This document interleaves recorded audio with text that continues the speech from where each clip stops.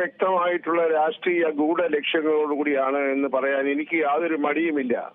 ഇപ്പോൾ തന്നെ പറഞ്ഞതുപോലെ നേരത്തെ നമ്മൾ ശബരിമല വിഷയത്തിൽ മാർക്സിസ്റ്റ് കമ്മ്യൂണിസ്റ്റ് പാർട്ടിയും പിന്നീടുള്ള കോടതി വിധികളിലൂടെ എല്ലാം അസ്ഥിരപ്പെടുത്തേണ്ടതായിട്ടുള്ള ദുർഗതി ഉണ്ടായല്ലോ.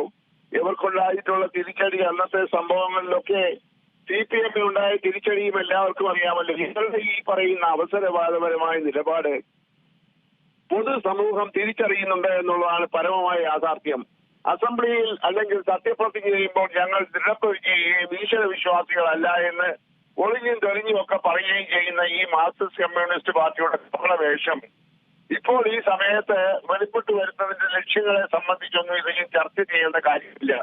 നമുക്കറിയാം, ദേവസ്വം ബോർഡിന്റെ പ്രസിഡന്റ് മറുകണ്ഠം ചാടി മാർക്സിസ്റ്റ് കമ്മ്യൂണിസ്റ്റ് പാർട്ടിയുടെ വേഷം അണിഞ്ഞിരിക്കുന്ന ഒരാളാണ്. അദ്ദേഹം ഈ അടുത്ത കാലം വരെ ഇതിലാകുന്നത് വരെ അദ്ദേഹം കോൺഗ്രസിനകത്തെ ഒരു പ്രധാനപ്പെട്ട പ്രവർത്തകനായിരുന്നു. അതൊക്കെ പോകട്ടെ, ആ വിഷയമല്ലല്ലോ നമ്മൾ ചർച്ച നടത്തിക്കൊണ്ട് ഇപ്പോൾ രംഗത്ത് വന്നിരിക്കുന്നതിന്റെ ലക്ഷ്യം വളരെ പ്രകടമാണ്. അതിനകത്ത് യാതൊരു തരത്തിലുള്ള പറഞ്ഞ് NSS ഒരു നിലപാടെടുത്തിട്ടുണ്ട്. അതെന്തോ ആയിക്കോട്ടെ, അതൊക്കെ അവരുടെ സ്വാതന്ത്ര്യം. അതിനെക്കുറിച്ചൊന്നും ഞാനിവിടെ ചോദ്യം ചെയ്യുന്നില്ല. പക്ഷേ ഇവിടെ മാർക്സിസ്റ്റ് പാർട്ടിയുടെ കപട മുഖമാണ് ഇവിടെ തെളിഞ്ഞു വരുന്നത്.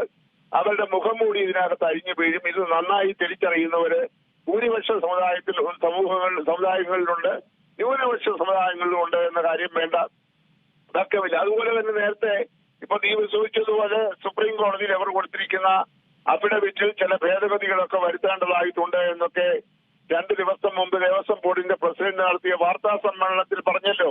അവിടേക്ക് ഒരു നിലപാടൊക്കെ എടുക്കേണ്ടതായിട്ട് വരും.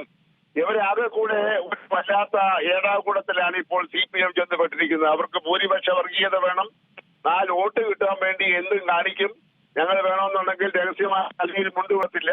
കൂട്ടത്തിൽ ഒരു കാര്യം കൂടെ പറയട്ടെ, UDF ഇക്കാര്യത്തിൽ ഒരു നിലപാടെടുക്കാൻ പോകുന്നതേ ഉള്ളൂ എന്നാണ് അമിതമായ ആവേശം കൊടുത്ത് ഞങ്ങൾ വിശ്വാസികളുടെ പക്ഷത്താണ്, ശബരിമലയുടെ ഉദ്ഘാടനമാണ് ഞങ്ങളുടെ ലക്ഷ്യമെന്നൊക്കെ പറയുന്നത് വെറും പൊള്ളയാണ്.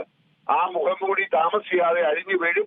അതുകൊണ്ട് ഇത്തരത്തിലുള്ള ഈ പരിഹാസ നാടകങ്ങൾ, അപഹാസ്യ നാടകങ്ങളൊക്കെ ഓരോ സമയത്തും കിട്ടുന്ന തിരിച്ചടിയിൽ നിന്ന് പാഠങ്ങൾ പഠിച്ചുകൊണ്ട് അവസാനിപ്പിക്കണം എന്നാണ് എനിക്ക് ഈ സമയത്ത് പറയാനായിട്ടുള്ളത്.